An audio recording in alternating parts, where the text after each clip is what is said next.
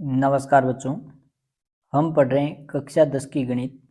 आज हम शुरू करेंगे प्रश्नावली नंबर 5 जिसका नाम है समांतर श्रेणी।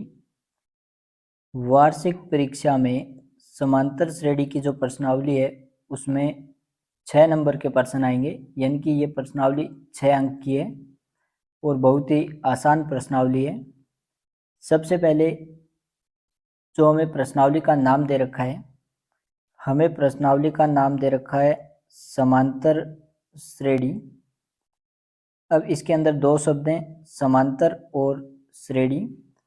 समांतर शब्द है, इसमें भी दो शब्द हैं, एक तो है समान और दूसरा शब्द है अंतर। सबसे पहले श्रेणी की बात करते हैं कि श्रेणी क्या होती है। तो छोटी कक्षाओं में हम पढ़ते हैं, हमें कुछ संख्याएं दी जाती हैं, जैसे कि दे दिया 2, 3, 4।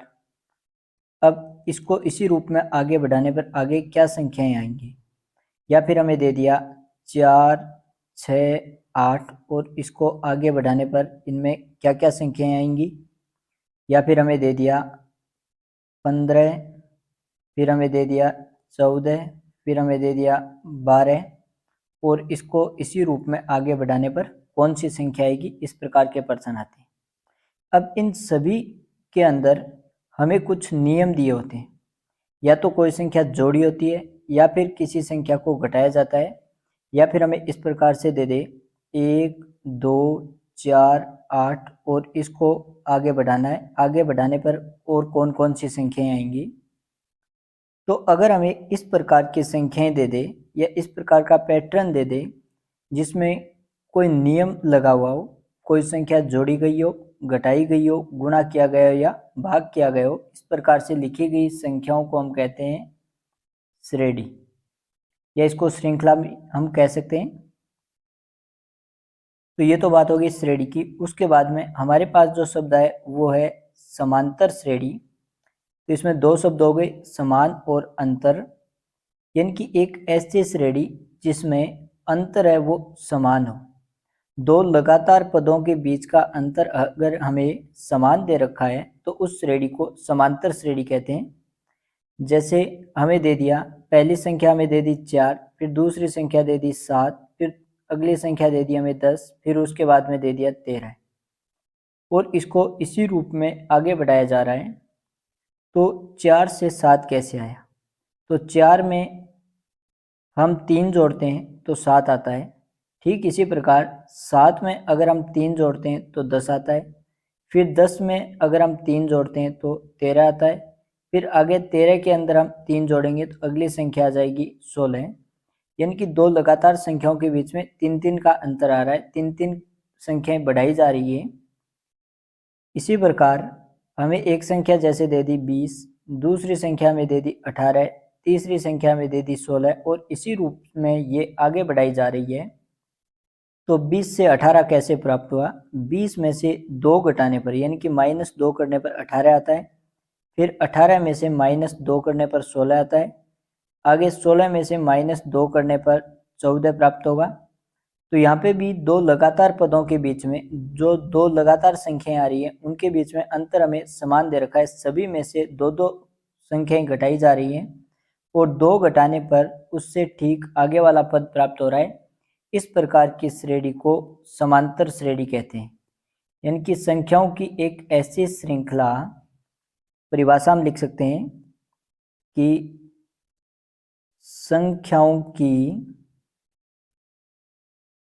ऐसी श्रृंखला जिसके दो लगातार पदों के बीच अंतर समान हो, समांतर श्रेणी कहलाती है। समांतर श्रेणी कहलाती है। अगर दो लगातार पदों के बीच का अंतर समान है तो वो कहलाएगी समांतर श्रेणी। उदाहरण हम लिख सकते हैं जैसे कि 9, 11, 9 में 2 जोड़ा 11, फिर 11 में 2 जोड़ेंगे 13, 13 में 2 जोड़ेंगे 15, आगे 2 जोड़ते जाएंगे, यानी कि अंतर समान है। दूसरा उदाहरण हम लिख सकते हैं, जैसे कि 25, 25 में से 3 घटा दें तो ये बचेंगे 22, 22 में से 3 घटा दें तो ये बचेंगे 19, 19 में से 3 घटा दें ये बचेंगे 16, और 3 घटाते जाएंगे तो ये हमें एक श्रृंखला प्राप्त होगी, एक श्रेणी प्राप्त होगी, और इस श्रेणी को हम कहेंगे समांतर श्रेणी। समांतर श्रेणी को अंग्रेजी में कहते हैं अर्थमेटिक प्रोग्रेस। Arithmetic progress. तो अर्थमेटिक प्रोग्रेस से, अर्थ में से हमने पहला अक्षर ले लिया ए और प्रोग्रेस में से पहला अक्षर ले लिया पी, तो इनको मिलाकर समांतर श्रेणी को संक्षिप्त रूप में एपी से लिखा जाता है। कई प्रश्नों में समांतर श्रेणी नाम दे देंगे और कई में हमें एपी नाम दे देंगे। एपी का मतलब अर्थमेटिक प्रोग्रेस, यानी कि समांतर श्रेणी। अब हम बात करते हैं समांतर श्रेणी के व्यापक रूप की, कि समांतर श्रेणी को किस प्रकार से लिखा जाता है। तो समांतर श्रेणी का जो nवां पद है, समांतर श्रेणी का nवां पद, उसे लिखा जाता है an से, क्योंकि अर्थमेटिक प्रोग्रेस है, इसमें पहला अक्षर ए है, तो प्रत्येक पद को या प्रत्येक संख्या को ए से लिखा जाएगा। अब पहली संख्या है तो उसमें ए के नीचे 1 आ जाएगा, दूसरी संख्या है ए के नीचे 2 आ जाएगा, तीसरी संख्या है तो ए के नीचे 3 आ जाएगा, चौथी संख्या है तो ए के नीचे 4 आ जाएगा। तो इसी प्रकार यहाँ पे nवां पद हो जाएगा, nवें पद को लिखेंगे an से, यानी कि n की जगह अगर हम 1 लिखें तो ये बन जाएगा a1 पहला पद, n की जगह अगर हम 2 लिखें तो ये बन जाएगा an की जगह 2 तो a2 यानी कि दूसरा पद, n की जगह अगर हम 3 लिखेंगे तो ये बन जाएगा a3 यानी कि तीसरा पद। अब हम एक समांतर श्रेणी लेकर उससे व्यापक पद बनाने की कोशिश करते हैं कि nवां पद है उसका सूत्र क्या बनेगा, वो सूत्र बनाएंगे हम। हमने एक श्रेणी ले ली, 5, 5 में 4 जोड़ दिए 9, 9 में 4 जोड़ेंगे 13, 13 में 4 जोड़ेंगे 17, और इसी रूप में ये आगे बढ़ रही है। ये हमने एक समांतर श्रेणी ले ली। यहाँ पे लगातार पदों के बीच का जो अंतर है वो समान आ रहा है। अब यहाँ पे देखिए, पहला पद हमें 5 दे रखा है, अब दूसरा पद हमारे पास है 9, दूसरी संख्या 9 दे रखी है, तो 9, 5 के अंदर 4 जोड़ने पर हमें 9 प्राप्त होता है। फिर उसके बाद में तीसरी संख्या में दे रखी है 13, तो 9 के अंदर 4 जोड़ने पर 13 प्राप्त होता है। फिर अगली संख्या में दे रखी है 17, 13 के अंदर 4 जोड़ने पर हमें 17 प्राप्त होता है। जो लगातार पदों के बीच का जो अंतर होता है ना, उस अंतर को कहते हैं हम सार्वय अंतर। सार्वय का मतलब सभी में, ऐसा अंतर जो सभी में समान हो उसे सार्वय अंतर कहा जाता है, और इस सार्वय अंतर को लिखा जाता है डी से। तो पहला पद हमें दे रखा है 5, दूसरा पद हमारे पास आ गया 5 + 4, अब तीसरा पद हमारे पास है 9 + 4। अब यहाँ पे 9 है वो दूसरा पद है, और दूसरे पद को हम लिख सकते हैं 5 + 4, और प्लस में हमें दे रखा है 4। ठीक इसी प्रकार अगला पद हमारे पास आ गया 13 + 4। अब 13 है उसको लिखा जा सकता है 9 + 4, क्योंकि 13 है वो तीसरा पद है, और तीसरे पद को हमने लिखा है 9 + 4, और प्लस में हमें दे रखा है यहाँ पे 4। इसी रूप में ये आगे बढ़ेगी। अब इसको और आगे हल करते हैं। 5, दूसरा पद है 5 + 4, तीसरा पद है 5 + 4 + 4, चौथा पद हमारे पास आ गया 9 + 4 + 4। अब यहाँ पे 9 है वो इस श्रेणी का दूसरा पद है, और दूसरे पद को हमने लिखा है 5 + 4, तो 9 की जगह हम लिख सकते हैं 5 + 4, प्लस में 2 बार 4 दे दिया हमें। इसी रूप में ये आगे बढ़ रही है। तो पहला पद तो 5, दूसरा पद आ गया 5 + 4, यानी कि पहले पद के योग के रूप में इन सभी को लिखेंगे। तीसरा पद 5 प्लस, अब यहाँ पे 4 2 बार योग में आ गया। कोई संख्या जितनी बार योग में आती है अगर उसे उतनी बार गुणा कर दें, जैसे कि 4 2 बार योग में आ गई, तो अगर हम 2 को 4 से गुणा करेंगे तो भी उत्तर समान आएंगे। तो 4 + 4 को लिखा जा सकता है 2 × 4। आगे हमें एक तो संख्या दे रखी है 5 प्लस में 4 है वो 3 बार योग में आ गया, चाहे 4 को 3 बार जोड़ दो या फिर 4 को 3 से गुणा कर दो, दोनों स्थितियों में उत्तर समान आएंगे। 4 और 4 8, 8 और 4 12 और 3 को 4 से गुणा करेंगे तो भी 12 आएंगे और इसी रूप में ये आगे बढ़ती जाएगी। अब यहाँ पे 5 है वो इस श्रेणी का पहला पद है और किसी भी श्रेणी के प्रथम पद को हम लिख सकते हैं a1 से, क्योंकि an से लिखा जाता है nवां पद, यानी कि n नंबर पे जो पद आएगा उसे an से लिखेंगे। तो n है वो यहाँ पे प्राकृत संख्या है, पदों की संख्या है कि कौन सा पद ले रहे हैं, कितने नंबर का हम पद ले रहे हैं। तो n की जगह हम 1 लिखेंगे, ये बन जाएगा a1 यानी कि पहला पद, और पहले पद को हम लिखते हैं केवल a से, या तो a1 से लिख दो या फिर इसे लिख सकते हैं हम a से। अगर a लिखा गया है सीधा, इसका मतलब वो उस श्रेणी का प्रथम पद दे रखा है। तो यहाँ पे जो हमें पहला पद दे रखा है इस श्रेणी का वो तो दे रखा है 5, यानी कि 5 की जगह हम व्यापक रूप में लिख सकते हैं a, और उसके बाद में पहले पद में 4 जोड़ने पर हमें दूसरा पद प्राप्त होता है।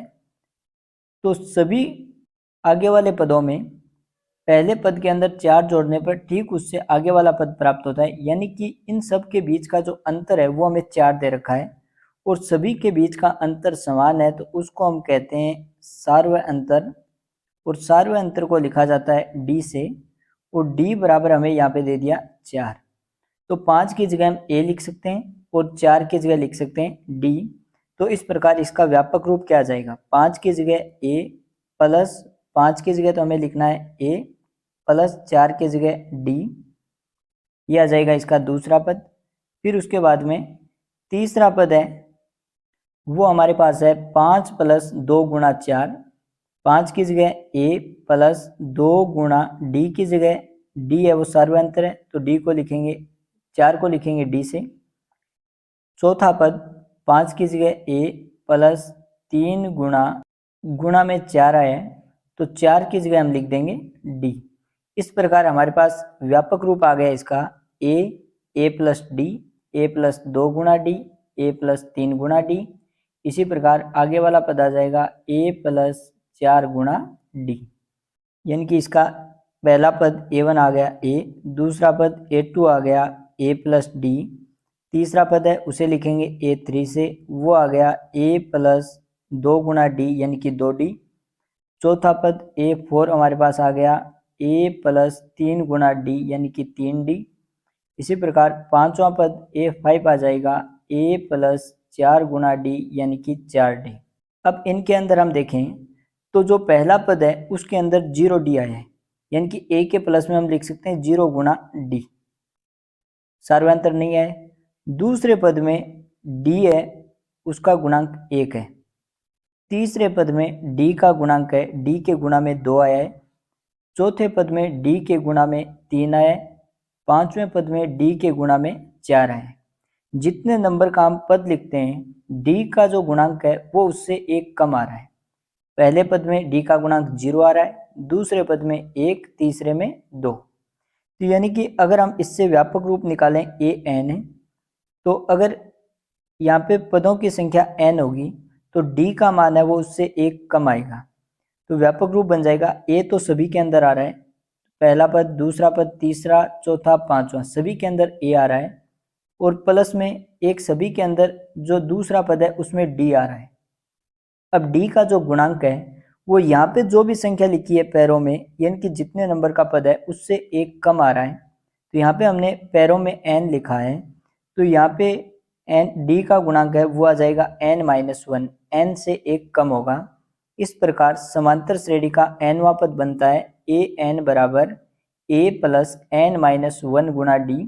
इसके ऊपर हमसे प्रश्न पूछे जाते हैं, क्योंकि इस प्रश्नावली के अंदर ज़्यादातर 2 प्रकार के प्रश्न पूछे जाते हैं। एक तो समांतर श्रेणी का nवां पद ज्ञात करना,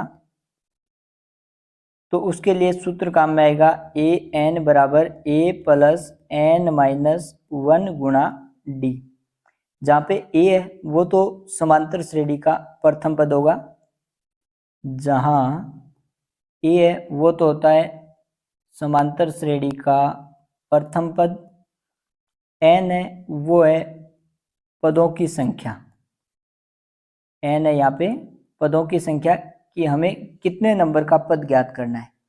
अगर हमें 10वें स्थान पे जो पद है वो ज्ञात करना है तो n की जगह 10 आ जाएगा। अगर हमें 5वें स्थान पे जो पद है वो ज्ञात करना है तो n की जगह 5 आ जाएगा। अगर हमें 125वें स्थान पे पद है वो ज्ञात करना है, यानी कि श्रेणी को आगे बढ़ाएंगे तो 125 नंबर पर कौन सा पद आएगा वो अगर ज्ञात करना है तो n बराबर रख देंगे हम 125। और जो पदों की संख्या n होती है वो हमेशा प्राकृत संख्या होती है। पदों की संख्या वो हमेशा क्या होती है? प्राकृत संख्या, यानी कि इसका मान ना तो 0 होता है और ना ही इसका मान माइनस में आता है और ना ही इसका मान परिमेय संख्या के रूप में यानी कि अपूर्ण संख्या आती है या अपूर्णांक संख्या कह सकते हैं। यानी कि n का मान है वो पॉइंट के अंदर भी नहीं आता है, हमेशा एक प्राकृत संख्या होता है।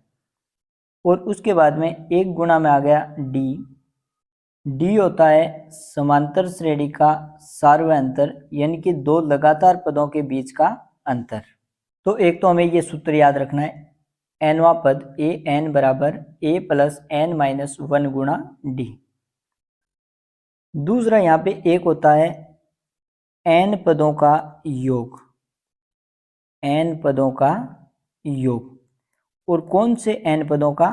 प्रथम n पदों का, यानी कि जिस पद से समांतर श्रेणी शुरू होगी उस पद से शुरू करके जो n पद आएंगे उन पदों का हमें योग करना होगा। योग को इंग्लिश के अंदर कहते हैं समेशन, वहां से शब्द लेंगे हम s। अब जितने पदों का योग करना है पैरों में वो संख्या आ जाएगी। अगर हमें n पदों का योग करना है तो पैरों में आ जाएगा n। एस एन बराबर सूत्र होता है n/2 ब्रैकेट के अंदर 2 गुणा ए प्लस एन माइनस 1 गुणा डी।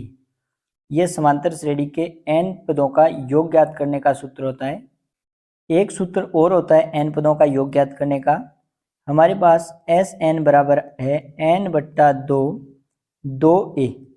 अब 2a है तो a को 2 से गुणा किया है तो चाहे a को 2 से गुणा कर दो या a को 2 बार जोड़ दो, दोनों ही तरीकों से उत्तर समान आएंगे। जैसे कि 2 को 3 से गुणा कर दो या 3 को 2 बार जोड़ में लिख दो, दोनों ही तरीकों से उत्तर दोनों के समान आएंगे।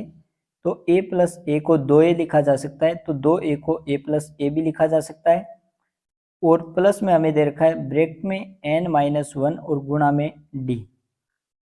अब यहाँ पर एस एन बराबर n/2 ब्रैकेट के अंदर पहला पद हमें दे रखा है a प्लस में a प्लस n माइनस 1 गुणा डी। अभी हमने nवां पद ज्ञात करने का सूत्र पढ़ा है, a n बराबर होता है a प्लस n माइनस 1 गुणा डी। तो a प्लस n माइनस 1 गुणा डी की जगह हम लिख सकते हैं a n। तो इस प्रकार हमारे पास n पदों का योग ज्ञात करने के दो सूत्र हो गए।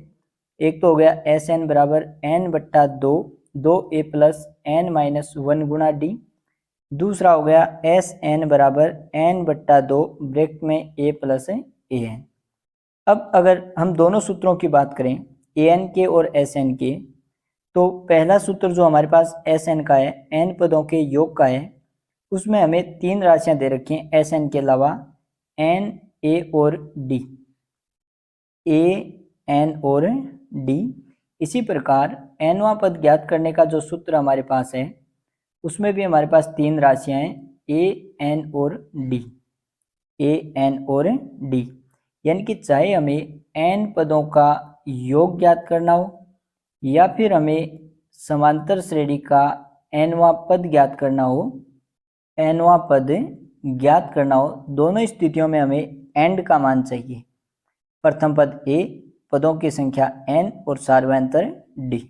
ये दो सूत्र काम में आएंगे हमारे पास प्रश्नावली 5.2 और प्रश्नावली 5.3 में। 5.2 प्रश्नावली है उसके अंदर nवें पद से संबंधित प्रश्न है। 5.3 प्रश्नावली है उसके अंदर n पदों का योग ज्ञात करने से संबंधित प्रश्न है। जब तक हमें प्रश्न के अंदर योग शब्द नहीं दिया जाए, जब तक हमें प्रश्न के अंदर योग शब्द नहीं दिया जाए तब तक उस प्रश्न में nवां पद ज्ञात करने का यानी कि an का सूत्र काम में आएगा। sn का सूत्र तभी काम में आएगा जब हमें प्रश्न के अंदर योग शब्द दे रखा हो। क्योंकि केवल 2 ही सूत्र हैं इस प्रश्नावली के लिए। तो an कब काम में आएगा, sn कब काम में आएगा। जब योग शब्द हो तब sn काम में आएगा, योग शब्द नहीं है तो वहाँ पे निश्चित रूप से ही an के सूत्र का प्रयोग किया जाएगा। अब इसके अलावा हमारे पास बच गई प्रश्नावली 5.1। सबसे पहले प्रश्नावली 5.1 शुरू करेंगे। तो प्रश्नावली 5.1 के अंदर हमें क्या क्या दे रखा है। एक तो हमें समांतर श्रेणी की जांच करनी होगी, समांतर श्रेणी की जांच कि जो हमें श्रेणी दे रखी है वो समांतर श्रेणी है या नहीं है। तो समांतर श्रेणी की जांच कैसे करेंगे, उसके लिए हमें जो श्रेणी दी होगी, जैसे कि हमें श्रेणी दे दी 2 3 5 6 7। अब इस श्रेणी की हमें जांच करनी है कि ये समांतर श्रेणी है या नहीं है।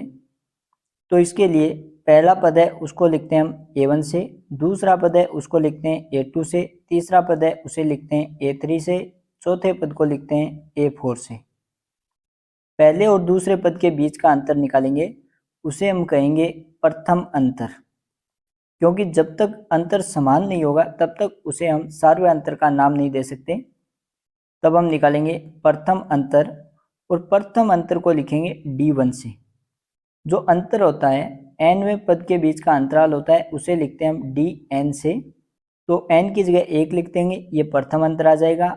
और ये होता है ठीक आगे वाले पद में से पहले वाले पद को घटाना है हमें। इनके सार्वय अंतर निकालेंगे तो ठीक आगे वाले पद में से पहले पद को घटाएंगे। तो दूसरा पद है वो हमें दे रखा है a2 माइनस पहला पद वो हमें दे रखा है यहाँ पे a1, यानी कि दूसरे पद में से पहले पद को घटाएंगे। फिर हम निकालेंगे द्वितीय अंतर। द्वितीय अंतर, द्वितीय अंतर का मतलब हो गया दूसरा अंतराल। ये तो हो गया पहला अंतराल और ये हो गया दूसरा अंतराल।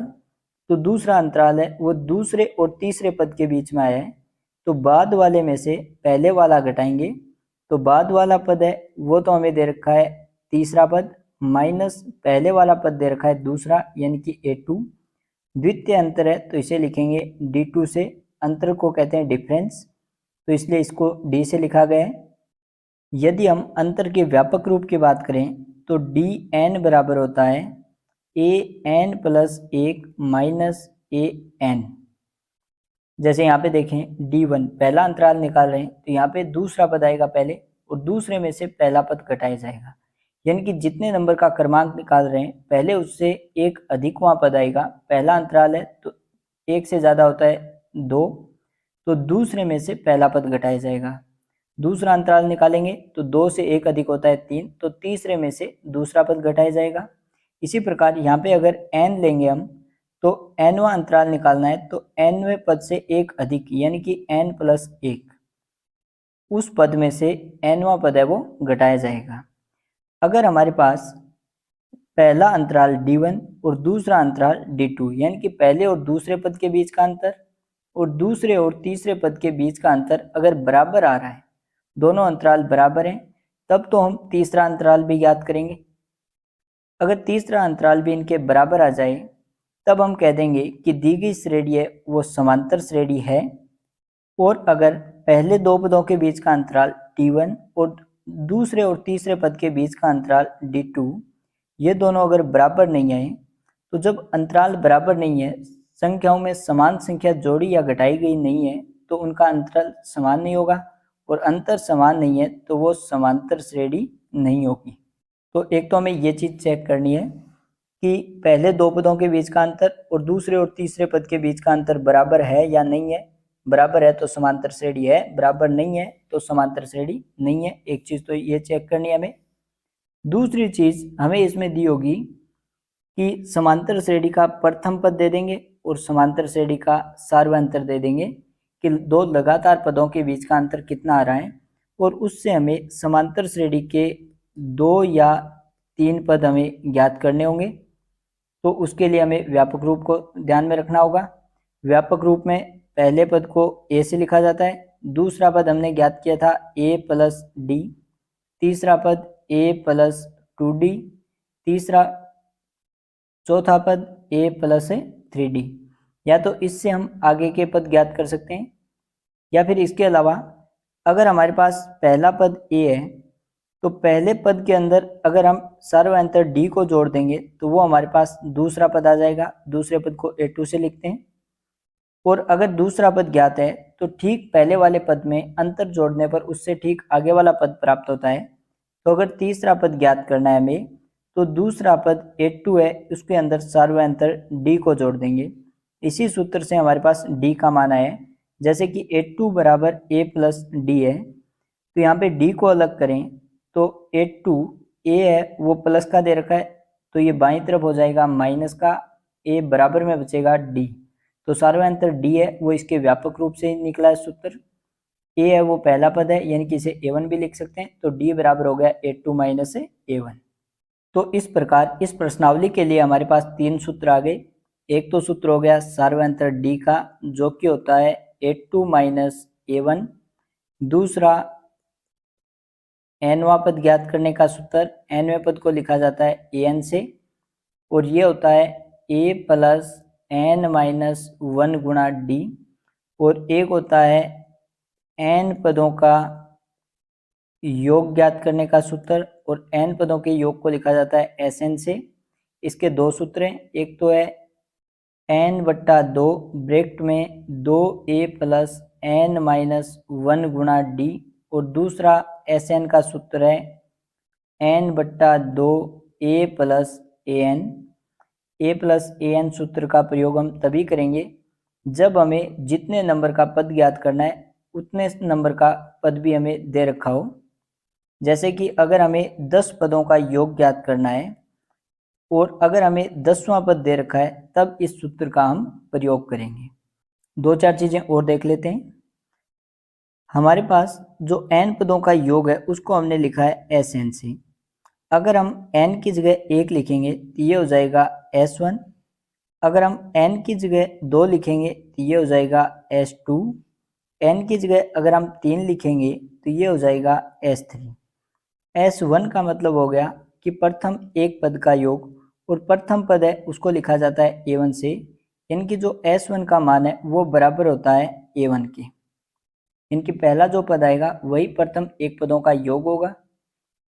ठीक इसी प्रकार n की जगह 2 लेंगे, ये बनेगा S2, यानी कि प्रथम दो पदों का योग। तो समांतर श्रेणी के प्रथम दो पद, पहला पद A1 और दूसरा पद A2, ये दोनों लेंगे और इनको क्या करेंगे, जोड़ेंगे। तो S2 बराबर हो जाएगा A1 प्लस A2। ठीक इसी प्रकार S3 n की जगह 3 लेने पर प्रथम तीन पदों का योग। तो प्रथम तीन पद श्रेणी का पहला पद A1, दूसरा पद A2 और तीसरा पद A3, इन तीनों को जोड़ेंगे, ये बराबर आएगा किसके, S3 के, प्रथम तीन पदों के योग के। तो यहाँ पे देखिए A1 प्लस A2 ये किसके बराबर है, A1 प्लस A2 बराबर है S2 के, यानी कि पहले दो पदों का योग। तो S3 बराबर इसकी जगह लिखा जा सकता है S2 और प्लस में A3। कई बार हमें समांतर श्रेणी ना देके उसके पदों का योग दे देंगे, उस स्थिति में ये सूत्र हैं वो काम में आएंगे। चलिए शुरू करते हैं प्रश्नावली 5.1 का पहला प्रश्न। निम्नलिखित स्थितियों में से किन स्थितियों में संबद्ध सूचनाओं की सूची एपी है और क्यों है। हमें कुछ प्रश्न दे रखे हैं, उनके अंदर हमें जो सूचनाएं दे रखी हैं उनमें हमें ये बताना है कि इन सूचनाओं से जो श्रेणी बनेगी, जो सूची बनेगी, वो एपी यानी कि समांतर श्रेणी है या नहीं है। नंबर 1 में हमें क्या दे रखा है, प्रत्येक किलोमीटर के बाद टैक्सी का किराया। प्रत्येक किलोमीटर के बाद में टैक्सी का किराया है, जबकि प्रथम किलोमीटर के लिए किराया 15 रुपये है। अगर हम टैक्सी से 1 किलोमीटर जाएंगे तो हमें 15 रुपये देने होंगे, और प्रत्येक अतिरिक्त किलोमीटर के लिए किराया 8 रुपये है। प्रत्येक अतिरिक्त यानी कि 1 किलोमीटर के बाद में जितने भी हम किलोमीटर चलेंगे तो प्रत्येक किलोमीटर के लिए हमें 8 रुपये किराया देना होगा। अगर 1 किलोमीटर चलेंगे तब तो हमें 15 रुपये देने होंगे। अगर हम 2 किलोमीटर चलेंगे तो 1 किलोमीटर का किराया तो 15 रुपये हो गया। अब 1 किलोमीटर से हम 1 किलोमीटर ज़्यादा चल गए, 1 और 1 2, यानी कि 1 किलोमीटर ज़्यादा चलें इससे तो हमें 8 रुपये ज़्यादा देने होंगे, यानी कि 15 और 8 हमें रुपये देने होंगे कितने, 23। अब अगर हम 3 किलोमीटर चलें तो 1 किलोमीटर का किराया तो हमें 15 रुपये देना होगा। फिर उसके बाद में हम 2 किलोमीटर ज़्यादा चलें तो 1 किलोमीटर का हमें 8 रुपये देना होगा। तो 2 किलोमीटर के हो जाएंगे 2 गुणा 8, यानी कि कुल किराया हो जाएगा 15 प्लस 2 गुणा 8। तो किराया हमारे पास हो गया 15 प्लस 2 को 8 से गुणा करेंगे 16, 15 और 16 हो गए 31। इसी प्रकार अगर हम 4 किलोमीटर चलेंगे तो 1 किलोमीटर का किराया तो हमारे हो गया 15। अब उसके बाद में जितने भी अतिरिक्त किलोमीटर चलेंगे प्रत्येक के लिए 8 रुपये देना होगा। तो पहले किलोमीटर के लिए 15, दूसरे किलोमीटर के लिए 8, तीसरे किलोमीटर के लिए 8 और चौथे किलोमीटर के लिए 8। इस प्रकार इन सबको जोड़ेंगे तो हमें कुल रुपये देने होंगे 39। तो 15 पहले किलोमीटर के लिए 15 रुपये, दूसरे के लिए 23 रुपये, यानी कि कितने रुपये ज़्यादा दे दिए हमने, 8 रुपये। फिर तीसरे किलोमीटर के लिए अगर हम 3 किलोमीटर चलेंगे तो हमें 2 किलोमीटर के लिए 23 रुपये और 3 किलोमीटर के लिए 31 रुपये, यानी कि 8 रुपये ज़्यादा देने होंगे। ठीक इसी प्रकार अगर हम 4 किलोमीटर चलेंगे तो हमें 3 किलोमीटर से 8 रुपये ज़्यादा देने होंगे। तो यहाँ पे प्रत्येक किलोमीटर आगे बढ़ने पर किराया है वो 8 रुपये बढ़ता जाता है, अर्थात किराया है वो समान रूप से बढ़ रहा है। किराया है वो समान रूप से बढ़ रहा है, यानी कि अंतर है वो सभी में क्या आ रहा है, समान आ रहा है। इसलिए दी गई सूचना है वो क्या है, एक समांतर श्रेणी है। 2 नंबर, किसी बेलन में उपस्थित हवा की मात्रा, एक बेलन के अंदर उपस्थित हवा की मात्रा है उसकी हमें एक सूचना दे रखी है, जबकि वायु निकालने वाला पंप प्रत्येक बार बेलन की शेष हवा का 1/4 भाग बाहर निकाल देता है। यानी कि बेलन के अंदर जितनी हवा शेष रहेगी उसका 1/4 भाग है वो क्या करेगा, बाहर निकाल देगा।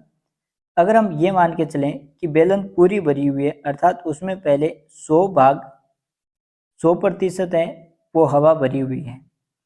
अब पहली बार में वो क्या करेगा, 1/4 भाग बाहर निकालेगा, यानी कि 100 का 1/4। अब 100 का 1/4, 100 में 4 का भाग देंगे ये जाएगा 25 बार, यानी कि 25% हवा है वो बाहर निकाल देगा। अब हवा बचेगी 75%। अब दूसरी बार वो क्या करता है, प्रत्येक बार, यानी कि जितनी भी बार उस पंप को हम दबाएंगे तो प्रत्येक बार जो बेलन की शेष हवा है, पहले हवा 100% थी तो 100% में से 25% हवा बाहर निकाल दी, तो 100 में से 25 घटाएंगे, अब शेष हवा बची 75%। अब वो क्या करेगा, 75% का 1/4 भाग बाहर निकालेगा। तो 75 का 1/4 निकालेंगे तो इसको 1/4 से गुणा करते हैं। अब 75 के अंदर हम 4 का भाग देते हैं, 75 में 4 का भाग देंगे तो 7 में पहले 4 का भाग जाएगा एक बार, 2 बार भाग देंगे 8 बड़ी संख्या हो जाएगी, 4 एकम 4, 7 में से 4 घटाएंगे 3, अगला अंक लिखेंगे 5। अब 4 का पाड़ा 8 बार बोलेंगे, 8 चौके 32, 35 में से 32 घटाएंगे तो ये बचेंगे 3 शेषफल बचे, आगे कोई और संख्या नहीं है, ऊपर पॉइंट लिखेंगे, पॉइंट लिखते यहाँ पे आ जाएगा 0। अब 4 का पाड़ा 7 बार बोलेंगे तो 7 चौके 28, 30 में से 28 घटाएंगे 2, पॉइंट लगा रखा है तो यहाँ पे लिखेंगे 0। अब 4 का पाड़ा 5 बार बोलेंगे तो 4 पंजे 20, 20 में से 20 घटाएंगे 0। तो अब वो हवा निकालेगा 8.75%। 8.75% हवा वो बाहर निकाल देगा, तो शेष हवा कितनी बचेगी, तो 75 में से 18.75 घटाएंगे, 75 में पॉइंट नहीं दे रखा है, पॉइंट के आगे 2 0 लिखेंगे।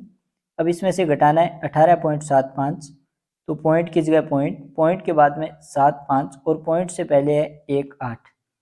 अब इनको घटाएं, 0 में से 5 घटेंगे नहीं, उधार लेते हैं तो यहाँ पे भी 0 है, 0 इससे उधार लेगा आगे वाले से, तो यहाँ पे 4 बचेंगे, यहाँ पे हो जाएंगे 10, 10 उधार देगा तो यहाँ पे 9 हो जाएंगे, यहाँ पे हो जाएंगे 10, 10 में से 5 घटाएंगे 5, 9 में से 7 घटाएंगे 2, पॉइंट की जगह पॉइंट, यहाँ पे 4, 4 में से 8 जाएंगे नहीं, उधार लेंगे तो 7 उधार देगा तो यहाँ पे बचेंगे 6 और यहाँ पे हो जाएंगे 14, 14 में से 8 घटाएंगे 6 और 7 में से 1 घटाएंगे 5।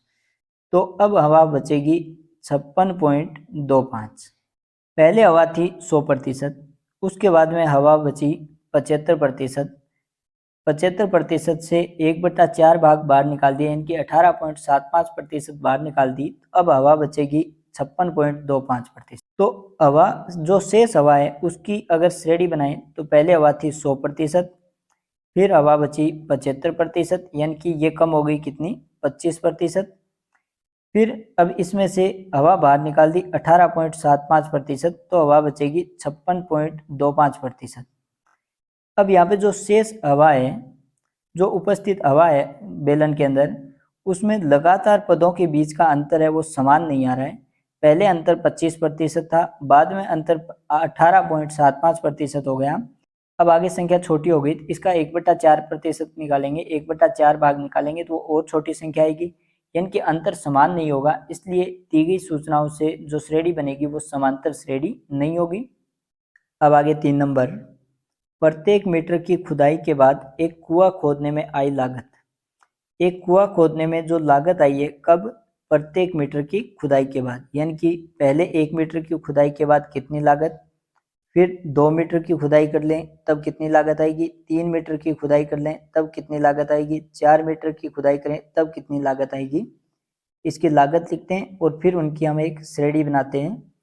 तो हमें दे रखा है प्रथम मीटर खुदाई की लागत 150 रुपये, यानी कि 1 मीटर की खुदाई करते हैं तो 150 रुपये लगते हैं। बाद में प्रत्येक मीटर की खुदाई की लागत 50 रुपये बढ़ जाती है। अब 2 मीटर की खुदाई करेंगे तो 1 मीटर के तो 150 रुपये, फिर अगले 1 मीटर के लगेंगे 50 रुपये, यानी कि कुल लगेंगे कितने, 200 रुपये। अब अगर हम कुआं 3 मीटर की खुदाई करते हैं कुएं की, तो प्रथम मीटर की जो कुल लागत है वो तो हमें दे रखी है 150 रुपये, दूसरे मीटर के लिए लागत 50 रुपये होगी और तीसरे मीटर के लिए लागत 50 रुपये, यानी कि प्रत्येक मीटर की खुदाई की लागत 50 रुपये बढ़ जाती है। तो तीसरे मीटर के लिए भी 50 रुपये लगेंगे, तो इस प्रकार कुल रुपये लगेंगे 250। अब अगर हम 4 मीटर कुएं की खुदाई करते हैं तो पहले मीटर के लिए तो 150 रुपये लगेंगे, फिर प्रत्येक मीटर के लिए आगे 1-1 मीटर की खुदाई के 50-50 रुपये लगेंगे, तो दूसरे मीटर के 50 रुपये, फिर तीसरे मीटर के 50 रुपये और फिर चौथे मीटर के 50 रुपये। इन सबको जोड़ेंगे तो ये हो जाएंगे 300 रुपये। अब 1 मीटर की खुदाई के 150 रुपये लगेंगे, 2 मीटर की खुदाई के 200 रुपये, यानी कि कितने रुपये की वृद्धि हो गई, 50 रुपये की। फिर 3 मीटर की खुदाई करेंगे तो 50 रुपये की वृद्धि हो गई। अगर हम 4 मीटर की खुदाई करेंगे तो 50 रुपये की वृद्धि हो गई। तो यहाँ पे कुएं की खुदाई में जैसे जैसे आगे कुएं की खुदाई करते जाएंगे हर बार 50 रुपये बढ़ते जाएंगे, यानी कि जो अंतर आ रहा है वो अंतर क्या आ रहा है, समान आ रहा है। तो यहाँ से जो श्रेणी बनेगी वो समांतर श्रेणी होगी। आगे 4 नंबर, खाते में प्रत्येक वर्ष का मिश्र धन जबकि 10,000 रुपये की राशि 8% वार्षिक की दर से चक्रवृद्धि ब्याज पर जमा की जाती है। कुल राशि है वो हमें दे रखी है 10,000 रुपये और ब्याज दर है वो दे रखी है 8% और ब्याज है वो चक्रवृद्धि ब्याज दे रखा है। तो प्रत्येक वर्ष जो मिश्र धन बनेगा, मिश्र धन क्या होता है, मिश्र धन होता है कि मूलधन जो होता है, जो धन हम उधार देते हैं या लेते हैं, उस धन के ऊपर जितने समय बाद कोई हमें वापस लौटाएगा तो वापस उतना ही धन ना लौटा के उस पर कुछ अतिरिक्त राशि देता है जिसे हम कहते हैं ब्याज। और इस ब्याज और मूलधन को जोड़ने पर जो हमारे पास राशि बनती है उसको कहा जाता है मिश्र धन। अब क्योंकि ब्याज चक्रवृद्धि ब्याज है तो पहले वर्ष के लिए तो मूलधन हमारे पास 10,000 रुपये होगा। अब इसके ऊपर जो ब्याज निकालेंगे तो इसका ब्याज है वो 8% दर से है। तो एक वर्ष का अगर हम साधारण ब्याज से निकालें, क्योंकि एक वर्ष का साधारण ब्याज और चक्रवृद्धि ब्याज समान होता है, तो साधारण ब्याज का सूत्र होता है मूलधन गुणा दर गुणा समय और भाग में 100। मूलधन हमें दे रखा है 10,000 रुपये, गुणा में दर हमें ब्याज दर दे रखी है 8% और समय हम एक वर्ष का निकाल रहे हैं, बट्टा भाग में हमारे पास है 100। 10,000 और 100 दोनों के अंदर 100 का भाग चला जाएगा, लास्ट की दो बिंदी हटा दें, शून्य हटा दें, 2 शून्य, तो ऊपर बचेगा 100 और गुणा में 8, यानी कि एक वर्ष का ब्याज हो जाएगा 800 रुपये। तो मूलधन है 10,000 रुपये और ब्याज हो गया 800 रुपये, दोनों को जोड़ेंगे तो प्रथम वर्ष का मिश्र धन जिसे लिखेंगे A1 से, ये प्रथम पद आएगा। ये हमारे पास हो जाएगा 10,000 और 800 यानी कि 10,800 रुपये। अब दूसरे वर्ष का मिश्र धन निकालेंगे हम। तो दूसरे वर्ष के मिश्र धन के लिए या दूसरे वर्ष का पहले ब्याज निकालें। तो दूसरे वर्ष का ब्याज निकालने के लिए अब हमारे पास मूलधन है वो होगा 10,800 रुपये, क्योंकि हमें जो ब्याज है वो चक्रवर्ती दे रखा है और चक्रवर्ती ब्याज में मिश्र धन के ऊपर ब्याज लगता है, यानी कि मूलधन और ब्याज दोनों को जोड़ के ब्याज के ऊपर ब्याज लगाया जाता है, यानी कि एक वर्ष का जो मिश्र धन होगा उसके ऊपर ब्याज जोड़ा जाएगा। तो अब हमारे पास जो मूलधन है वो होगा 10,800 रुपये। अब पहले हमारे पास मूलधन है वो 10,000 रुपये था, तो 10,000 रुपये के ऊपर हमारे पास जो ब्याज आया वो आ गया 800 रुपये। तो जब मूलधन को हम बढ़ाएंगे तो ब्याज भी बढ़ेगा। तो पहले दोनों पदों के बीच का अंतर यानी कि पहले जो मूलधन था वो था 10,000 रुपये, बाद में मूलधन हो गया 10,800 रुपये। यहाँ पे जो ब्याज में बढ़ोतरी हुई है वो 800 रुपये हुई है। अब आगे हमारे पास मूलधन बढ़ाए तो ब्याज भी बढ़ेगा, यानी कि दो लगातार पदों के बीच का जो अंतर है वो समान नहीं रहेगा। और जब अंतर समान नहीं है तो जो श्रेणी बनेगी वो समांतर श्रेणी नहीं होगी।